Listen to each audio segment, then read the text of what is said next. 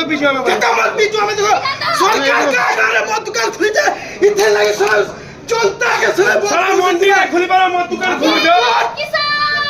जय किसान मुई शिका साहू युव छात्र नेता तो मुई कहवा ले चाहूँ गला 19 तारीख डीएलपीसी मीटिंग थिला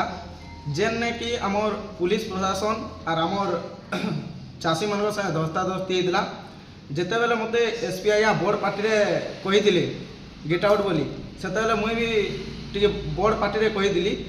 से मत कही कि मद पीकि आसिक इना काଣା यहाँ करुचन बोली जदि जड़े बड़ पार्टी कहवा ताके मद पीचन बोली कहवा क्या आपन भी तो बड़ पार्टी कहते आर मुई पुलिस प्रशासन के आर गोटे कथा कही दौजे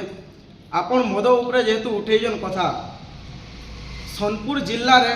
जेते भी दुर्नीति रे चालुजे मद दुकान माने और बेआईन रे आपन चाहले और आपन प्रशासन चाहले गोटे चुटकी रे मद दुकान बंद कर दे पारबे लेकिन सेटा आपन करबार नागे सेनु भी आपन पीसी खाउछन मुई पूरा इटा आक्षेप करिना कहूजे और आज छात्र समाज के आपन मानकर भलिया ऑफिसर न बर्बाद करुछन और आगे जदि किसी पदक्षेप नाई नेबे इथिर उपरे भी तो आम एसपी ऑफिस घेराव करवा लगी छात्र संगठन बाध्य हूँ।